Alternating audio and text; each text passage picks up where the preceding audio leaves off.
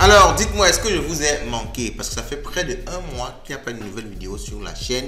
Je n'avais tout simplement pas le temps. Light Exchange Mobile a été lancé, l'application mobile qui vous permet de gagner de l'argent grâce aux crypto-monnaies. Donc nous sommes à fond dessus, les séances de travail, les améliorations, l'ajout de fonctionnalités, ça prend énormément de temps. C'est pourquoi la disponibilité n'était pas du tout facile pour pouvoir vous faire de nouvelles vidéos. Alors, mais face à ce qui est en train de se préparer sur le marché, j'ai décidé de vous entretenir un peu aujourd'hui. Alors, le Bitcoin a explosé, on a dépassé la TH, 123 000 $ et actuellement on est redescendu sur les 115 000 $. Tout le monde se pose donc la question, est-ce qu'on va rebondir pour repartir toucher les 123 000 ou encore dépasser ça? Ou alors est-ce qu'on va continuer à se cracher la gueule ou partir toucher les 100 000 et peut-être même moins? Dans cette vidéo, on va revenir sur ça en détail.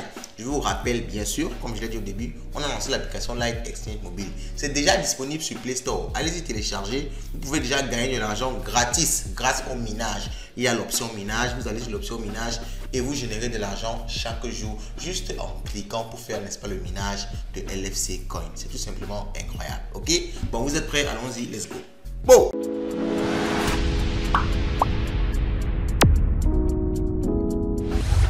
On commence par les prix des cryptos. Alors, vous pouvez voir ici que sur les dernières 24 heures, le marché est en train de corriger, est en train de chuter. On a une perte de 3% sur l'ensemble de la capitalisation qui montait déjà à plus de 4 trillions de dollars. Donc, on a une perte de 3%. Ça veut dire que beaucoup d'argent ont disparu tout simplement du marché. Et ça, c'est ceux en général qui utilisent l'effet de levier. Alors, pour le Bitcoin, je vous l'ai dit au début de la vidéo, on oscille, n'est-ce pas, entre 100. Alors, on peut voir ça sur ce graphique-ci, hein. Depuis qu'on a atteint les 125 000, on oscille entre les 118 000 et les 115 000. Alors retenez bien ce 118 000 là, ce chiffre 118 000 là, c'est très important pour la suite. Alors on revient ici pour voir un indicateur très important, le Fear and Greed Index. Alors le Fear and Greed Index donne un état de sentiment des gens sur le marché. Lorsqu'il est trop élevé, il faut savoir que les gens vont beaucoup investir, le prix va beaucoup monter. Et lorsqu'il commence à descendre comme ça, les gens prennent peur. Ok, fear, peur en anglais. Greed qui signifie, on va dire quoi, gourmandise en français. Ok, donc quand les gens fear, quand les gens ont peur, ils vendent et le marché chute. Il faut savoir qu'il y a quelques jours, c'était beaucoup plus haut et maintenant on est aux alentours de 56. Si on continue à descendre, ça veut dire que les gens prennent de plus en plus peur et que le marché risque de descendre beaucoup plus. Mais il faut savoir que tous ces indicateurs s'y changent très rapidement. Ok, donc lorsque vous voulez vous positionner par rapport à ça, regardez ça rapidement et positionnez-vous à l'instant. N'essayez pas de trop prévoir avec ça parce que du jour au lendemain, ça peut passer à l'extrême greed ou bien à l'extrême fear. Ok, on continue avec les prix. Et maintenant, on va voir Coin 360 qui nous indique un peu ce qui s'est passé sur le marché de façon générale. Comme vous voyez, n'est-ce pas, ces différentes couleurs là. Vous voyez par exemple, Ethereum ici est en rouge, rouge plus foncé avec Hype. Donc, tous les tokens en rouge trop foncé sont les tokens qui ont perdu beaucoup de valeur, plus de 5% en général. Et les tokens qui sont en rouge moyen ont perdu dans les 2-3%. Au maximum 4%, vous voyez le XRP, le BTC, le Tron sont des tokens qui n'ont pas trop perdu et ils sont dans le Solana, l'Ethereum qui ont perdu beaucoup de valeur. Alors ça montre déjà directement les cryptos sur lesquels tu peux te positionner. Ok, donc il faut chercher à se positionner les cryptos qui ont perdu beaucoup parce qu'elles aussi vont rebondir beaucoup plus facilement. Il faut savoir que si ça descend encore, ça descendra beaucoup plus violemment. Ok, donc on continue avec les prix et je voulais qu'on voit un peu une charte du Bitcoin. Alors certes, il y a eu une perte, mais quand on regarde la charte un peu sur un mois, une charte daily, une charte par jour, vous pouvez voir que il y a encore de la marge. On a passé tout le mois carrément à monter. Vous pouvez voir ici, tout le mois à monter. Donc ça fait que 2 jours de perte. Donc tout n'est pas encore perdu. C'est si on casse ce niveau-ci, ce niveau des 115 000 là, vous pouvez voir ici, si on casse ce niveau-ci vers le bas, on va le retester. En général, quand on le casse, on le reteste. Et si on le reteste, qu'on arrive pas à repercer vers le haut et qu'on continue vers le bas, les gars, sachez qu'on va aller retrouver facilement les 110 000, 111 000 $. Pourquoi? Je vais vous préciser également pourquoi est-ce qu'on va toucher les 111 ou les 112 000 $. Alors, pour ça, il faut voir maintenant les datas. On n'est plus au niveau des prix, on est au niveau des datas. Et les datas, on va spécifiquement voir les liquidations. Les liquidations sont les éléments qui nous montrent à quel niveau se situent les poches de liquidité. Ok, ça veut dire quoi? Lorsque vous faites un trade futur, pour ceux qui connaissent le futur, quand tu fais un trade futur, tu as ton prix de liquidation.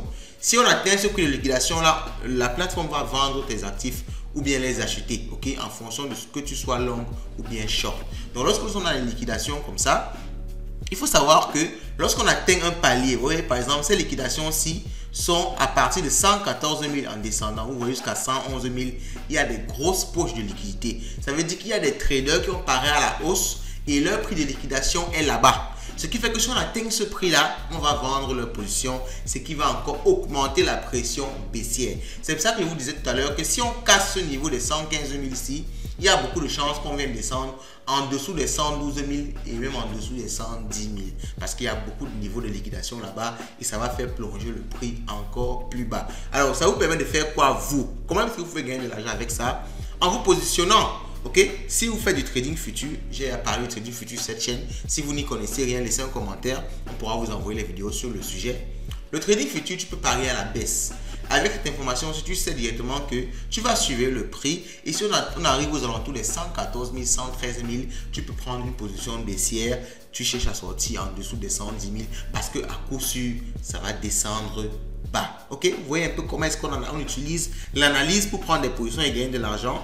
Donc, sachez que ce qu'on fait ici, ce n'est pas juste pour le plaisir, ça permet réellement de gagner de l'argent. Ok?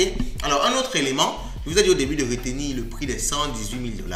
Pourquoi? Parce que ce prix-là, c'est le prix auquel, sur ce mois-ci, les investisseurs ont le plus acheté des crypto-monnaies. Vous pouvez voir ici que lorsqu'on met comme ça, on vous dit que la majorité des investisseurs ont acheté autour de 117 311, 118 000.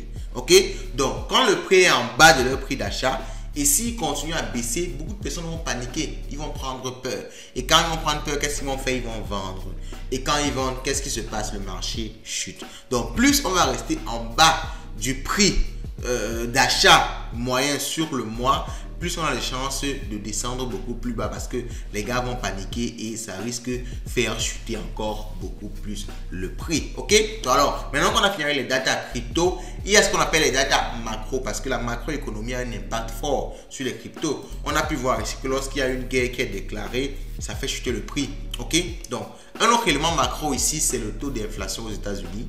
Le taux d'inflation aux États-Unis a plutôt augmenté. Vous voyez, le taux d'inflation, c'est ça qui rythme la politique économique aux États-Unis. Quand l'inflation est forte, on resserre l'économie pour baisser l'inflation, ce qui fait chuter le prix des cryptos et des actions. Ok, quand l'inflation est basse, on fait monter les taux, on fait baisser les taux d'intérêt, ce qui fait monter les cryptos et les actions. Donc maintenant, on voit que l'inflation est en train de s'accélérer. Ok, on est en train de partir déjà à 2,8 et d'autres parlent même de 3%, ce qui fait que c'est pas du tout bon. Donc au niveau de la Fed, on risque plutôt augmenter les taux ou ne pas les changer, ce qui va causer un énorme crash. C'est d'ici début septembre qu'on aura, n'est-ce pas, cette news aussi. Abonnez-vous à la chaîne et je reviendrai forcément dessus pour vous demander, pour vous expliquer un peu comment vous vous positionner par rapport à cela. Ok, donc on a fait comme ça un tour des data macro et on va maintenant tomber sur les news du jour. Je rappelle que nous sommes également sur Twitter, Light Finance 237. On est actuellement à 350 abonnés, donc allez vous abonner massivement et vous allez voir qu'il y a pas mal de news très intéressantes sur Twitter. D'ailleurs, on a fait ce trade-ci où on explique un peu pourquoi le Bitcoin peut chuter fortement en septembre. J'ai commencé à vous introduire ça avec la notion de taux d'intérêt, mais venez voir ce trade-ci sur Twitter, c'est vraiment passionnant. Ok, alors on continue. Et ici, on nous parle de liquidation marge. Je vous ai expliqué ça tout à l'heure. Donc, vous pouvez voir ici, comme je vous expliquais, que les zones clés au-dessus, c'est 120 000, 126 000. Si on touche ça, on risque d'aller beaucoup plus haut. Et si on touche les 111 000, on risque d'aller beaucoup plus bas. Donc, faites super attention. Alors, l'autre news, c'est Michael Saylor. Vous le connaissez, le PDG de MicroStrategy qui achète encore plus de Bitcoin. Lui, là, c'est un fou. Il passe le temps à acheter des Bitcoins pratiquement chaque jour. Alors, il y a un influenceur crypto, Charles O, qui est connu sur le pseudo C3PO, qui a été condamné à 1 an de prison pour une fraude de 3,5 millions de dollars. Je pense quand même que 3,5 millions de dollars, 1 an de prison, juste, on va dire que ça va, ok? Ça pouvait être un peu plus. Bon, on continue. BTCS annonce à une entreprise un dividende blockchain unique et une première pour une entreprise de côté. Le dividende de 0,05 par action en Ethereum. Donc là, maintenant, on veut commencer à payer les gens, cette fois-ci, non pas en dollars, mais en Ethereum carrément. Vous voyez comment les cryptos sont en train de se démocratiser. C'est passionnant à entendre et c'est encourageant pour ceux qui sont dans le domaine comme nous. Alors la société néerlandaise Amdax va lancer AMBTS, une entreprise de réserve Bitcoin visant à accumuler 1% de l'offre totale de Bitcoin. Vous voyez, les entreprises où en Amérique, tout le monde se positionne par rapport au crypto. Tandis que nous ici en Afrique, quand tu fais les cryptos, on te voit comme un sorcier, comme un bandit, comme quelqu'un qui je sais pas trop quoi. Et pourtant les gars, c'est en train d'avancer énormément derrière. Ok, donc on dit ici également que plus de 6 milliards de positions short seront liquidées si on atteint les 124 000 $, mais je ne pense pas que ce soit pour demain. Je pense qu'on va d'abord aller liquider ceux qui sont en bas avant de partir liquider ceux qui sont en haut. Ok, donc BitMine Immersion, c'est une entreprise également qui annonce une acquisition massive d'Ethereum. Donc quand des grosses sociétés comme ça accumulent, ça veut peut-être dire qu'ils ont des informations qui nous laissent penser que ça va monter. Ok, mais moi je le dis encore, je pense qu'il y aura d'abord un petit crash. On va descendre encore un peu plus avant de remonter vers de nouveaux sommets. Entre temps, vous en commentaire, dites-moi ce que vous en pensez. On va clôturer comme ça pour aujourd'hui. Laissez votre petit commentaire, ce que vous en pensez sur l'état actuel du marché, et on se dit à la prochaine. Ciao.